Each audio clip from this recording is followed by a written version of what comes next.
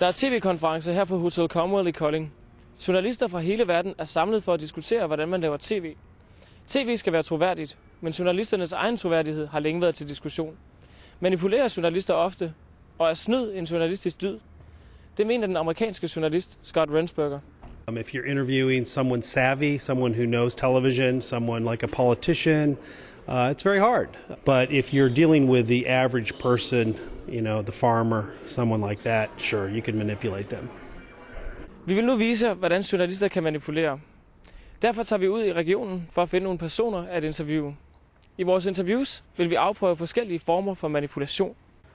Medievante mennesker er svære at styre i et interview. Vi har tænkt os at prøve alligevel. Derfor er vi taget ud for at teste nogle kendte danskere, som spiller på Jelling Festivalen 2006.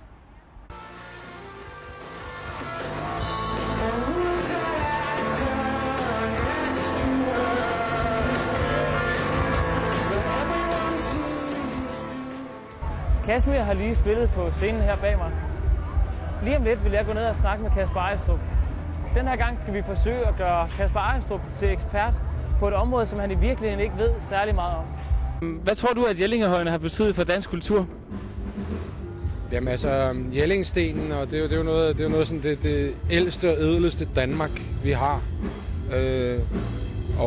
Det måske, ja, altså jeg ved ikke, hvad det sådan lige betyder for mig direkte, men det har jo været en eller anden identifikation. Man har fundet en eller anden national identifikation på et tidligt tidspunkt.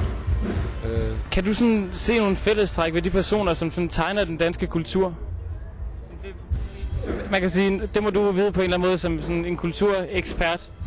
Ja, kulturekspert, ja. Men altså, nu synger jeg jo på engelsk, så det er jo en sjov form for dansk kultur, som vi udbasunerer. Jeg vil sige, det som er vigtigt for de mennesker... Trods en vis skepsis accepterer Kasper Ejstrup ekspertrollen.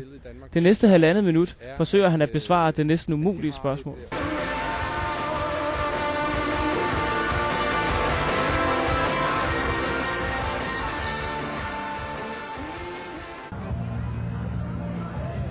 Vi står nu herude på festivalpladsen, og vi vil prøve at spørge nogle af koncertgængerne, om de stoler på journalister. Stoler I generelt på journalister? Helt 100% nej. Nej. Hvorfor? Jamen, der er altid for mange dårlige historier i omløb, som viser sig i bund og grund ikke at holde stik alligevel. Ja, det er jeg også enig i. Jeg har også været ude for...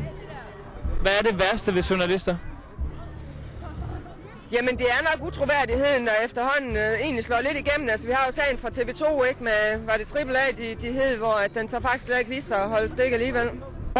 Tror du at journalister, de ofte manipulerer folk, når de interviewer dem? Ja, altså, det ved jeg ikke.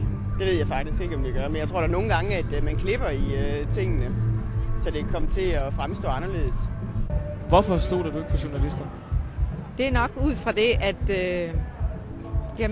når man ser en sag, så har den altid flere sider, man kan se den fra. Så behøver det ikke absolut at være den, som journalisterne ser den fra.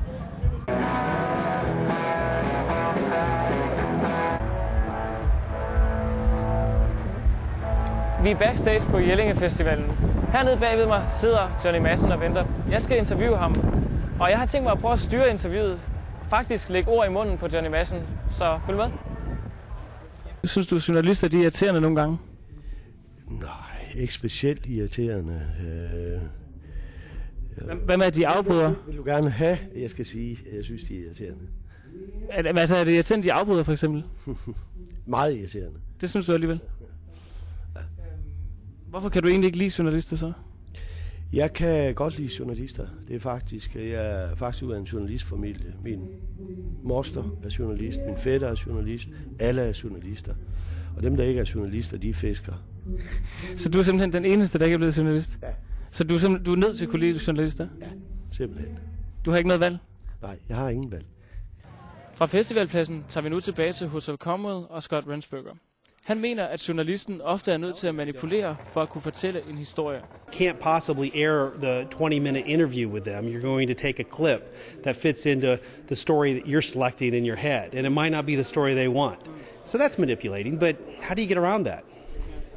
Der kan være mange gode grunde til at stole på journalister, men når dagen er omme, og sandheden skal frem, så er manipulation en del af den journalistiske hverdag.